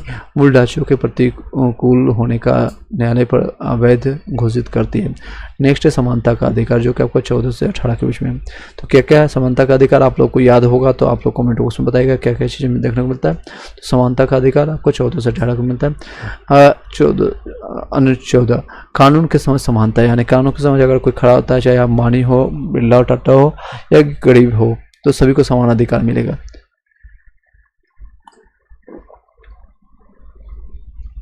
सभी को कानून के समझ जो है समानता मिलता है, कानून के समान संरक्षित मिलता है। अनुच्छेद 14 यह प्रावधान करता है कि भारत के राज्य क्षेत्र में राज्य किसी भी व्यक्ति को कानून के समझ समानता यानी कानून के समान संरक्षण से वंचित नहीं करेगा। नेक्स्ट है विधि का समान संरक्षण। यह वाक्य जो है विधि का समान संरक्षण कहाँ से लिया गया था? अमेरिका संविधान से लिया गया। तो समानता का अधिकार मैंने बताया आपको, ओ से अधिकार, ओ से अमेरिका, तो इससे संबंधित भी अमेरिका से लिया गया। विधि का जो है समान संरक्षण कहाँ से लिया गया था? अमेरिका संविधान से लिया गया। यह संकल्पना इस बात का अधिकार आधारित है कि समानों के साथ समान और असमान व्यक्तियों के साथ असमानता का व्यवहार किया जा सकता है, यानी समान के साथ समान और सही के साथ सही, गलत के साथ गलत जो किया जाना चाहिए, जिसे जन कल्याण के हितों में महिला और वंचित वर्गों के लिए विशेष कानून बनाए जा सकते हैं। सकारात्मक आपका अवधारणा इसको दिखाता है। नेक्स्ट है आपका अनुच्छेद 15 आपका धर्म, मूल वंश, जाति, लिंग, जन्म के स्थान के आधार पर भेदभाव का निषेध करना, ये नहीं करना, प्रोहिबिटेड जिसको कहते हैं। इंग्लिश मीडियम वाले ध्यान दीजिएगा, रिलीजन हो गया या फिर मूल वंश हो गया या फिर कास्ट हो गया, जेंडर वाइज हो गया या फिर वर्थ वाइज प्लेसेज हो गया, इसके आधार पर आपको भेदभाव नहीं कर सकते, प्रोहिबिटेड होता है। कानून के द्वारा जो है निश्चित किया गया है कि सभी नागरिक के साथ दुकानों, होटलों, सार्वजनिक स्थानों जिससे कुआं, तालाब, स्नान गृहों तथा सड़कों पर आदि किसी भी प्रकार का भेदभाव नहीं किया जाना चाहिए, नहीं किया जाएगा। 15 अप्रैल 2014 को सर्वोच्च न्यायालय द्वारा किन्नरों को अलग लैंगिक श्रेणी का दर्जा दिया गया, अर्थात किसी भी सरकारी दस्तावेज में जेंडर बताने के लिए महिला और पुरुष के अलावा तृतीय श्रेणी यानी किन्नर श्रेणी भी उपलब्ध होगी, यह किया गया था। अनुसूचित 14, 15 और पुरुष समानता के स्थान पर महिला, पुरुष और किन्नर की समानता की बात करता है। अनुच्छेद 15 में दिए गए प्रावधानों और आधारों को छोड़कर के अन्य राज्य आधारों को भेदभाव कर सकती है। अनुच्छेद 15(3) यह अनुच्छेद प्रावधान करता है कि समानता स्थापित करने के लिए राज्य महिलाओं और बच्चों के लिए विशेष उपबंध बना सकता है। अनुच्छेद 16 के अनुसार सभी नागरिकों को सरकारी पद पर नियुक्ति का समान अवसर होगा। इस संबंध में केवल धर्म, मूल वंश, जाति, लिंग या जन्म स्थान या इनमें से किसी भी आधार पर सरकारी नौकरी या पद प्रदान करने में भेदभाव नहीं किया जाएगा। अनुच्छेद 16(3) राज्य को अधिकार प्रदान करता है, वह अपने निवासियों के लिए कुल पदों पर आरक्षित करता है। हालांकि इस संबंध में कानून बनाने का अधिकार केवल संसद को है। अनुच्छेद 16 निवास के आधार पर आरक्षण का निर्देश करता है। अनुच्छेद 3 आपका जो है इसका अपवाद है। नेक्स्ट है अनुच्छेद 16(4) राज्य ऐसे पिछड़े वर्गों के लिए आरक्षण का प्रावधान कर सकता है जिसका राज्य के नज़र में राज्य की निजी सेवाओं में पर्याप्त प्रतिनिधित्व नहीं है। अनुच्छेद 17 में प्रावधान है कि छुआछूत या अस्पृश्यता से उत्पन्न किसी अयोग्य को लागू करना यह एक दंडनीय अपराध है। संसद ने 1955 में अस्पृश्यता अपराध अधिनियम पारित किया जो पूरे देश में लागू हुए। 1976 में इसे संशोधित वो विस्तारित किया गया, इसे नया नाम दिया गया था नागरिक अधिकारों का आपका रक्षा अधिनियम।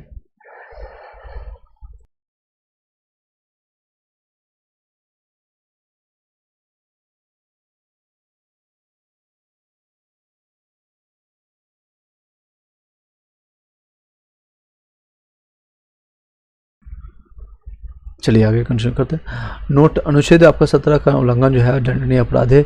इसके लिए 6 माह का आपका कारावास का मिलता है या 500 का आपका दंड या दोनों लगाया जा सकता है। अनुच्छेद 18 जो है आपका के अनुसार सेना या विधि संबंधित उपाधियों यानी उपाधियों का अंत किया गया था। उपाधियों 17 से संबंधित आपका 18 से है। आपका 17 में आपका जो है छुआछूत के संबंध अस्पृश्यता का अंत संबंधित है। नेक्स्ट है आपका सर्वोच्च न्यायालय ने 1996 में अपने निर्णय में कहा कि भारत रत्न, पद्म विभूषण, पद्मश्री, पद्म विभूषण अलंकृत आपका जो है ना कि उपाधि इन्हें प्रदान करना, जिसे आपका सचिन तेंदुलकर को मिला है आपका भारत रत्न, वो लेकर के टांग के नहीं चल सकती। उपाधियों का अंत इसमें किया गया 18 में। नेक्स्ट है आपका स्वतंत्रता का अधिकार आपका 19 और 22 में है। 19 से 22 में अनुच्छेद 19 के तहत आपको नागरिक को 7 आपका स्वतंत्रता प्रदान की गई है। इस प्रकार संपत्ति का जो अधिकार समाप्त किए जाने के बाद 6 बची है जो आपका जैसे आपका 19 को में यानी 19A में विचार व्यक्ति का स्वतंत्रता है। आपको पूरा अधिकार है कि आप बीजेपी, कांग्रेस किसी के प्रति भी अपना या फिर आरजेडी लाला चारा चोर हो गया नाइट फेल के बारे में अपने विचार प्रकट कर सकते हैं कि किस तरह का व्यक्तित्व है। विचार व्यक्ति की आपको स्वतंत्रता है। अस्त्र शस्त्र रहित एवं शांतिपूर्ण यानी कि कोई भी अस्त्र शस्त्र बिना रखे, कोई भी बंदूक रखे बिना शांतिपूर्वक आप सम्मेलन आपका की स्वतंत्रता है। संघ एवं समुदाय के निर्माण का आपको स्वतंत्रता है। अगर आपके संघ बना लीजिए, कोई भी मान लीजिए आपके 10 दोस्त है, कोई एक नया समुदाय बना लीजिए या नया धर्म भी बना सकता है। भारत नेक्स्ट है आपका 19D में भारत के राज्य में आपका अवैध भ्रमण कर सकते हैं। आप किसी भी, मान लीजिए आप यूपी के हैं तो आप बिहार जा सकते हैं, बिहार वाले यूपी आ सकते हैं, या फिर आप दिल्ली में मेघालय कहीं भी आप इंडिया में जा सकते हैं। आपको भ्रमण करने की स्वतंत्रता है। अब भ्रमण कर रहे हैं, मान लीजिए कहीं आप गए, आपको पूरा देश अच्छा, वो आपको निवास अच्छा लगा तो आप निवास भी कर सकते हैं। ठहरने लगे, अब ठहरे तो कुछ ना कुछ खाना पाने के लिए बिजनेस भी कर सकते थे। वृत्ति, आजीविका, कारोबार की स्वतंत्रता है। आप कारोबार भी कर सकते हैं या जॉब भी कर सकते हैं, उस न्यायालय के निर्णय के अनुसार आप कर सकते हैं। ये 6वें मेंशन है। आपको 19 को आपको फिर ये आपका जो में यहाँ पर होगा, जो हटा दिया, जो हटा देगा। नेक्स्ट आपका देख सकते हैं यहाँ ABCDEF हटा दिया गया, F आपका G यहाँ पर है। के अंतर्गत आपको जो है आपका अधिकार शामिल है। प्रेस की स्वतंत्रता है, आपका वैस विज्ञप्ति की स्वतंत्रता है। फोन टैपिंग के विरुद्ध आपका अधिकार है। किसी अखबार पर अगर आपका फोन टैपिंग होता है तो अधिकार आपका किस में मेंशन है, तो 19 को में मेंशन है। 19 आपका मौलिक अधिकार में आपका प्रेस की स्वतंत्रता। सरकारी गतिविधियों की जानकारी का अधिकार है आपका, राइट टू, जिसको कहते हैं आपका RTI आपने लगाते हैं, RTI के राइट टू आपको इन्फॉर्मेशन का जो है 2005 के तहत आप कर सकते हैं। शांति का अधिकार है। प्रदर्शन एवं विरोध का अधिकार, लेकिन हड़ताल का अधिकार नहीं है। हड़ताल लेने के लिए आपको आसपास के जो जिला मजिस्ट्रेट से आपको सरकार से परमिशन लेना पड़ता है। अपने या दूसरों के विचारों को प्रसारित करने का अधिकार है। राजनीतिक दल या किसी संगठन द्वारा आयोजित बंद के विरुद्ध अधिकार है। अपराध के लिए दोष सिद्धि के विषय में संरक्षण अनुच्छेद आपका 20 में जिसके अंतर्गत किसी भी व्यक्ति को उस समय तक अपराधी नहीं ठहराया जा सकता जब तक उसने अपराध के समय किसी कानून का उल्लंघन नहीं किया। अगर कोई मान लीजिए कानून ही नहीं बना, मान लीजिए XYG मैंने कर दिया XY और उसके लिए कोई इसका कानून नहीं बना, तो आपको कोई भी सजा नहीं मिलेगी उस समय तक। अनुच्छेद आपका 20A, किसी भी आपराधिक कानून को भूत लक्ष्मी प्रभाव से लागू नहीं किया जा सकता है। यानी किसी अपराध के लिए अपराधी को वही दंड दिया जाएगा जो अपराध करने के समय निर्धारित था। विधि के भूतलछी प्रभाव से संरक्षण। विधि के भूतलछी प्रभाव से संरक्षण केवल अपराधी एक कानूनों के संदर्भ में किया गया है, नागरिकों एक कानूनों के संदर्भ में नहीं। अनुच्छेद आपका 22 ये दोहरे दंड से सुरक्षा प्रदान करता है। एक ही अपराध के लिए न्यायालय द्वारा 2 बार दंडित नहीं किया जा सकता है। मान लीजिए एक ही बार मान लीजिए एक दंड आपने एक बार चोरी कर लिया, आपने चोरी किया, दोबारा एक ही बार चोरी के लिए मान लीजिए आपको 5 महीने या 5 साल के लिए सजा मिला, तो दोबारा नहीं मिल सकता। 20B3 के अनुसार जो है व्यक्ति को स्वयं के विरुद्ध गवाह के लिए बाध्य नहीं किया जा सकता है। कई बार जो है आप पकड़ के पुलिस बोलता है, कूटता है, न ठोकने के बाद कहता है ये स्वीकार करो, तो आप पुलिस के सामने आप स्वीकार कर लें। अब बाद में जाकर के न्यायालय के यानी जज के सामने बोल दीजिए कि मैं दबाव में मारने के डर से मैंने ये सारी चीज़ें स्वीकार किया गया, मुझे लिखाया गया, साइन करवाया गया था, तो वहाँ पर आप मार खाने से बच सकते हैं। अनुच्छेद आपका 21 है जो प्राण एवं दैहिक का स्वतंत्रता मिलता है। 21 अनुच्छेद में आर्टिकल 21 में प्रावधान है कि किसी व्यक्ति को उसके प्राण और देव तथा आपका दैहिक स्वाधीनता से विधि द्वारा स्थापित की प्रक्रिया है को छोड़कर के अन्य किसी पर छाड़ या वंचित नहीं किया जा सकता है। अनुच्छेद आपका 21 को जिसमें 86 में संविधान संशोधन आपका जो किया गया था 2002 के तहत 6 से 14 साल के आयु के बच्चों को पुण्य शुल्क अनिवार्य शिक्षा का मूल अधिकार है। तो किसमें वर्णन है, तो आपका अनुच्छेद आपका 21 को के तहत आपको वर्णन किया गया है। 21 को के तहत आपका वर्णन किया गया 21 को के तहत। चलिए नेक्स्ट है निजता का अधिकार। केसी आपका पुट्टा स्वामी बनामों का भारत संघ बाद में सर्वोच्च न्यायालय ने कहा कि जिन निजता का अधिकार है यानी जिसको प्राइवेसी कहते हैं 21 के तहत आपको मौलिक अधिकार का भाग है निजता का, जिसको प्राइवेसी। अनुच्छेद 22 खंड 1 में व्यक्ति को अपनी गिरफ्तारी का कारण जानने का अधिकार है। अगर आपको कोई भी पुलिस आकर के या फिर दरोगा करके गिरफ्तार करता है तो आपको पूरा अधिकार है, आप कह सकते हैं कि मुझे आर्टिकल 22 के तहत 22 के तहत मुझे पूरा अधिकार है, बताओ कि मुझे किस लिए किया जा रहा है। तो अगर जब तक नहीं बताता है तब तक आप अपने आप को सरेंडर नहीं कर सकते हैं और इसके खिलाफ आप कर सकते हैं। निश्चय अपने पसंद के वकील से परामर्श से बचाव का अधिकार मिलता है। अनुच्छेद आपका 22 खंड आपका 2 में गिरफ्तार के 24 घंटे के अंदर निकटतम मजिस्ट्रेट के समक्ष पेश किए जाने का अधिकार है। इसमें अवकाश या रास्ते का समय शामिल नहीं किया। जैसे मान लीजिए पटना को गिरफ्तार हुआ और दिल्ली में उसको प्रेजेंट करना है, तो रास्ते में आने वाले जो 14-15 घंटे का समय है उसको काउंट नहीं किया जाएगा। चलिए, अगर बीच में मान लीजिए कि जनरली जो है पुलिस उठाती है सैटरडे के, ताकि संडे के दिन भी उसको कूटा जा सके, तो 2 दिन कूटता है उसको, जो 2 दिन उसको खूब पीटता है। जनरली जो है सैटरडे के दिन नहीं पकड़ाना है, ध्यान दीजिएगा। मजिस्ट्रेट के प्राधिकार के बिना 24 घंटे से अधिक समय तक अभिरक्षा में निरुद्ध ना किए जाने का अधिकार है। आपका नेक्स्ट है मजिस्ट्रेट के प्राधिकार के बिना। अनुच्छेद 22 खंड 2 में उपयुक्त अधिकार को 2 प्रकार के व्यक्तियों को प्राप्त नहीं होंगे। एक तो शत्रु देश के नागरिक को नहीं मिलता है, ये भी अधिकार जितने भी है शत्रु देश, जैसे पाकिस्तान हो गया, चीन हो गया, या निवारक निरोध के अधीन गिरफ्तार होने वाला व्यक्ति को। निवारक निरोध आपका अनुच्छेद आपका 22 आपका खंड 4, 5, 6 में मिलता है। संविधान में निवारक निरोधक आपका निरोध की अधिकृत परिभाषा नहीं है। निवारक निरोध शांति और आपात दोनों कलाओं में लागू किया जा सकता है। अनुच्छेद 22 खंड 4 में निवारक निरोध के अधीन इन गिरफ्तार व्यक्ति को 3 माह से अधिक निरुद्ध या निबंधक नहीं किया जा सकता है। निम्नलिखित 2 दशाओं में से व्यक्ति को 3 माह से अधिक निरुद्ध किया जा सकता है। उच्चतम न्यायालय के न्यायाधीशों से गठित सलाहकार रोबोट के राय ऐसे निरोध के लिए पर्याप्त कारण हो, या फिर ऐसा व्यक्ति संसद द्वारा इसके बारे में निर्मित विधि के अधीन गिरफ्तार किया गया हो। संसद द्वारा अपनी शक्ति का प्रयोग करते हुए इस संसद में अग्रलिखित कानून बनाया गया। विदेशी द्वारा मुद्रा क्रियाएं और तस्करी को रोकथाम के संरक्षण अधिनियम 1974, राष्ट्रीय सुरक्षा कानून नेशनल सिक्योरिटी एक्ट 1980 के तहत आतंकवाद निरोध कानून आपका प्रिवेंशन ऑफ टेररिज्म एक्ट पोटा के तहत आपको 2002 के तहत, या गैर कानूनी गतिविधि निवारण अधिनियम 2004 के तहत निवारक आपका निरोध संवर्ती सूची आपका का विषय हो। महाराष्ट्र, मध्य प्रदेश, जम्मू कश्मीर ने अपने लिए निवारक निरोध आपका कानून बनाया हो। Misa maintenance of internal security act 1971 1979 में समाप्त कर दिया गया है। निवारक निरोध आपका संबंधित कानून था। शोषण विरुद्ध अधिकार आपका 23 में वर्णन है, 23 और 24 में अनुच्छेद 23-24 में वर्णन है। इधर क्या चीज बना दवा, क्या चीज बना हुआ, क्या चीज बना हुआ है, तो आपको शोषण के विरुद्ध अधिकार। मानव दुर्व्यवहार या बालात यानी बच्चे का जो श्रम करने का निषेध है, अनुच्छेद आपका 23(1) में मिला है। महिला अनुच्छेद का महिलाओं, SC ST जातियों के लिए विशेष महत्व है। यह कि सभी प्रकार के मानव दुर्व्यवहार, बलात् जो कहते हैं श्रम, यानी कि बच्चे को जो है बेगाड़ी कराना, गुलामी कराना निषेध किया गया है, आपका 23 में वर्णन किया गया है। अनुच्छेद 23(2) राज्य अनुच्छेद 23 को लागू करने के लिए प्रावधान बना सकता है। यह अनिवार्य सेवा लागू कर सकता है। कारखानों में बाधी बालकों के नियोजन का प्रतिबंध। 14 वर्ष से कम आयु के बच्चों को किसी कारखाने या खान में काम करने के लिए नियोजित नहीं किया जाएगा।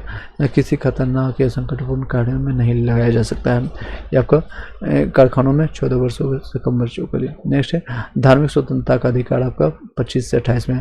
अंतःकरण धार्मिक कार्यों के प्रचार प्रसार की स्वतंत्रता आपको 25 में मिलता है। धार्मिक कार्यों के प्रबंधन के अनुसार 26 में मिलता है। धार्मिक कार्यों को पर खर्च धन पर कर से मुक्त आपका 27 में मिलता है। धार्मिक शिक्षा में उपस्थित होने से स्वतंत्रता आपको 28 में मिलता है। तो याद रखिएगा चारों चीज़ें।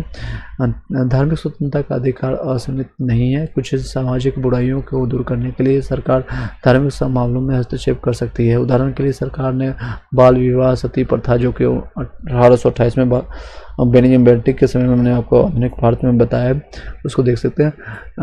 मानव बलि हो गया जैसे कुप्रथाओं को दूर करने के लिए कदम उठाए हैं। इसे धार्मिक स्वतंत्रता के अधिकार में हस्तक्षेप नहीं माना जा सकता है।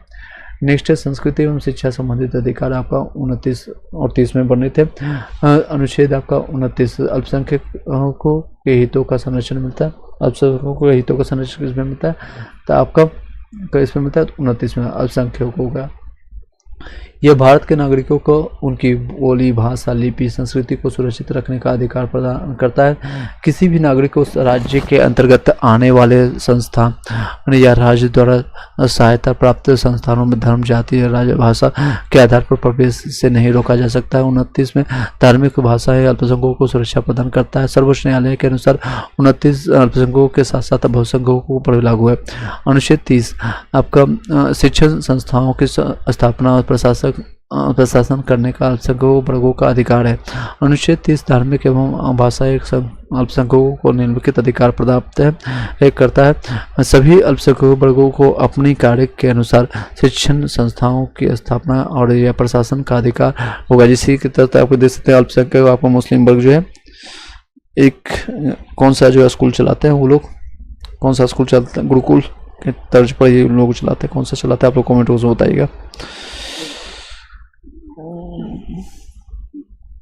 चलिए आप लोग बताइएगा कमेंट में। राज्य अभी मुझे याद नहीं आ रहा है वो वर्ड एक्चुअली। चलिए, राज्य आर्थिक सहायता प्रदान करने में अल्पसंख्यकों द्वारा प्रतिबंधित संस्थाओं के साथ भेदभाव नहीं कर सकता है, आपको भेदभाव नहीं कर सकता है। नेक्स्ट है अनुच्छेद 32 आपका संवैधानिक उपचारों का अधिकार। संवैधानिक उपचारों का अधिकार इसको कहते हैं। अनुच्छेद 32 को मौलिक अधिकारों के संरक्षण की व्यवस्था करता है, अर्थात मौलिक अधिकारों के अतिक्रमण होने पर नागरिक उच्चतम न्यायालय यानी कि हाई कोर्ट या सुप्रीम कोर्ट में की शरण दे सकता है। 32 के महत्व को रेखांकित करते हुए डॉक्टर बी आर अम्बेडकर कहते हैं संविधान का हृदय आत्मा।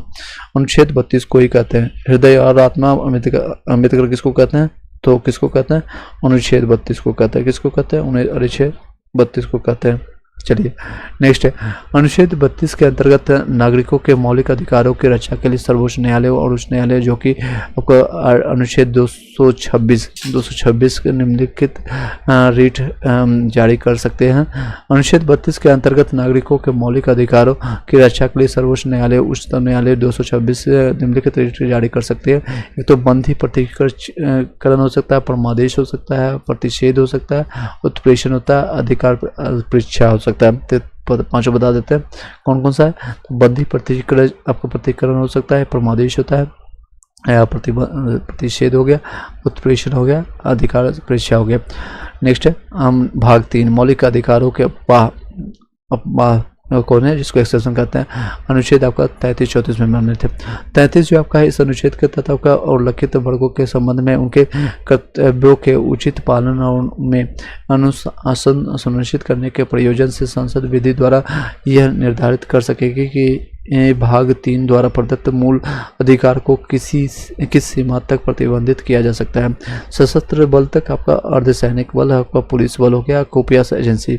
उपयुक्त चारों हेतु जो है स्थापित संचार प्रणाली में नियोजित व्यक्ति आपका कर सकते हैं। इसमें उन लोगों पर लागू नहीं होता है, कर सकते हैं अपवाद। अनुच्छेद 34 यदि भारत के किसी राज्य क्षेत्र में सेना विधि लॉ मार्शल लॉ लागू हो तो संसद जो है मौलिक अधिकारों पर प्रतिबंध लगाने वाले कानून बना सकती है। मार्शल लॉ का तात्पर्य है कि सैन्य व्यवस्था उसमें हो जाएगी।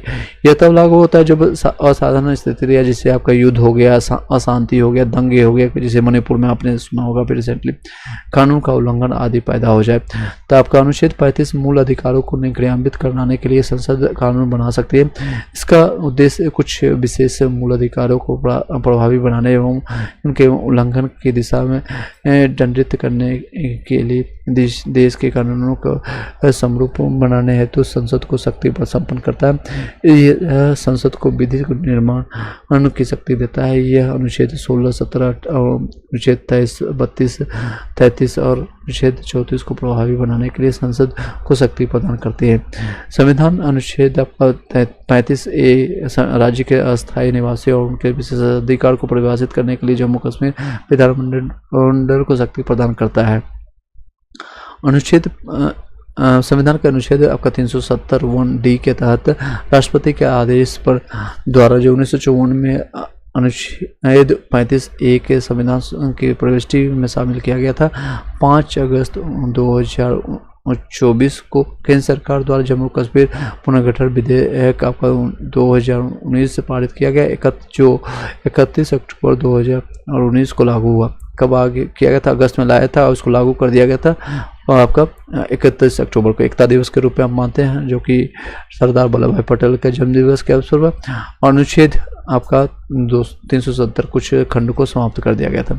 मौलिक अधिकार का निलंबन, जब राष्ट्रपति देश में जो है अनुच्छेद 352 के तहत राष्ट्रीय आपातकाल की घोषणा, यानी युद्ध और ब्रह्म जो है आपका आक्रमण, यानी बाह्य आक्रमण जिसको कहते हैं, युद्ध और बाह्य आक्रमण के आधार पर करता है, तो अनुच्छेद 19 के तहत प्राप्त सभी मौलिक अधिकार आपका अनुच्छेद 358 के तहत स्वतः निलंबित कर हो जाता है। तो किसके तहत आपका निलंबित होता है, तो अनुच्छेद 358 के तहत। अन्य मौलिक अधिकारों को राष्ट्रपति अनुच्छेद 359 के तहत अधिसूचना जारी कर निलंबित कर सकता है। 44वें संविधान संशोधन 378 के अनुसार अगर अनुच्छेद 20 और 21 द्वारा प्रदत्त अधिकार कभी भी समाप्त नहीं की जा सकती, जैसे आपका जीने का हो गया, स्वतंत्रता हो गया। 20 और 21 क्या मैं बता देता हूँ, ये दे सकते हैं 20 में आपका सारी चीजें। नेक्स्ट है मूल अधिकारों से संबंधित महत्वपूर्ण याद। चलिए इसको कंप्लीट करते हैं। अनुच्छेद 13 द्वारा प्रदत्त शक्तियों के आधार पर न्यायालय अनुच्छेद 368 के तहत के अंतर्गत पारित किए गए संविधान संशोधन को न्यायिक पुनरावलोकन कर सकता है या नहीं कर सकता है। इस आधार पर मूल अधिकारों के संशोधित से जुड़े प्रमुख बात लिखित है। प्रथम संविधान संशोधन 1951 के पश्चात मूल अधिकारों में संशोधन का विवाद शुरू हुआ, क्योंकि प्रथम संविधान संशोधन द्वारा संपत्ति के आधार पर अंकुश लगाया गया। शंकर प्रसाद बनाम भारत संघवाद 1951 इस संसद में प्रथम संविधान संशोधन को चुनौती दे दी गई। इस बात के द्वारा उच्चतम न्यायालय ने यह फैसला दिया कि संसद अनुच्छेद 368 के तहत मूल अधिकारों को संशोधन कर सकती है। नेक्स्ट है, ये सारी चीज़ें अभी इम्पोर्टेंट है, इसलिए इसको मैं पढ़ के आपको बता देता हूँ, आपको याद रह जाए। सज्जन सिंह बनाम राज्य सरकार को जो है राजस्थान सरकार 1965, इस बाद में जो उच्चतम न्यायालय द्वारा फैसला दिया गया कि संसद द्वारा मूल अधिकारों से में संशोधित कर सकते हैं। गोरखनाथ, यह गोरखनाथ नहीं है, गोरखनाथ दंदा जो है ये गोरखनाथ है, बनाम पंजाब राज्य आपका जो है 1967 में इस मामले में 17वें संविधान संशोधन 1964 को चुनौती दी गई थी, जिसके द्वारा 1906 में कुछ प्रावधान शामिल किए गए थे। इस बाद में सर्वोच्च न्यायालय ने फैसला दिया कि संसद मूल अधिकारों में संशोधन नहीं कर सकता है और प्रस्तावना संविधान का अंग नहीं है। इस निर्णय के द्वारा न्यायालय ने भविष्योन्मुखी फैसला दिया। यह निर्णय न्यायिक सक्रियता से संबंधित प्रथम मुकदमा था। गोरखनाथ बनाम पंजाब राज्य के निर्णय के प्रभाव को समाप्त करने के लिए संसद द्वारा 24वां संविधान संशोधन 1971 पारित करके यह व्यवस्था की गई कि संसद मूल अधिकारों में से संशोधित कर सकती है। केशवानंद भारती जो है बनाम केरल राज्य 1973 में 24वें संविधान संशोधन को केशवानंद भारती बनाम केरल राज्य बाद द्वारा चुनौती दी गई थी। इस मामले में न्यायालय ने गोरखनाथ बनाम पंजाब राज्य बाद के निर्णय को पलट दिया और 24वें संविधान संशोधन को वैध ठहराया, जिसमें कहा कि संसद मूल अधिकारों में संशोधित कर सकती है। इस मामले में उच्चतम न्यायालय द्वारा पहली बार मूल ढांचे की घोषणा की गई थी, जिसमें यह कहा गया कि संसद संविधान के मूल ढांचे में संशोधन नहीं कर सकती है। यानी बार बार ये चीज़ें चेंजेज हो रही थी डिसीजन अर्थात जो है आपका संविधान का मूल ढांचा असंशोधनीय है। इसीलिए इसी मामले में है कहा गया कि प्रस्तावना संविधान का अभिन्न अंग है। कहाँ कहा गया था, इसी में कहा गया था केशवानंद भारती वाला में 1973 में। मूल ढांचे की व्याख्या उच्चतम न्यायालय द्वारा बाद की जाएगी। यह मूल ढांचे संविधान की विशेषताओं का निर्धारण करती है। मूल ढांचे की अवधारणा उच्चतम न्यायालय द्वारा इंदिरा गांधी बनाम आपका राजनारायण मामले 1975 के द्वारा लागू किया गया था। केशवानंद भारती के निर्णय के प्रभाव को समाप्त करने के लिए 42वां संविधान संशोधन 1976 पारित किया गया, जिसमें कहा गया कि संसद को संविधान संशोधन के अधिकार को न्यायालय के में किसी भी आधार पर चुनौती नहीं दी जा सकती। मिर्नबा मिल्स बनाम भारत संघ 1980। इस मामले में 42वें संविधान संशोधन को चुनौती दी गई, जिसमें उच्चतम न्यायालय ने फैसला दिया कि मूल अधिकार और राज्य की नीति निर्देशक तत्व एक दूसरे के पूरक है और सरकार को इन दोनों सामंजस्य स्थापित करना चाहिए।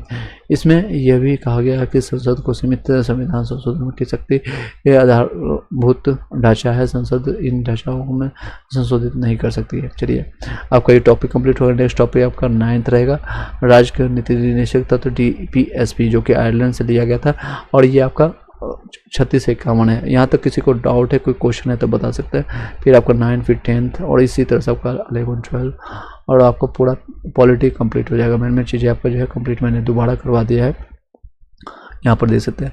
उपराष्ट्रपति के बारे में यह चर्चा किया गया है। फिर आपको 14 टोटल बातें करें तो काफ़ी इंपॉर्टेंट है सारी चीज़ें। यहाँ तक किसी को डाउट है, कोई क्वेश्चन है तो आप एक बार बता दीजिएगा, फिर हम कंटिन्यू करेंगे। किसी का कोई कमेंट, कोई मैसेज, कई लोगों ने देखा, 200 से ज़्यादा लोगों ने देखा है।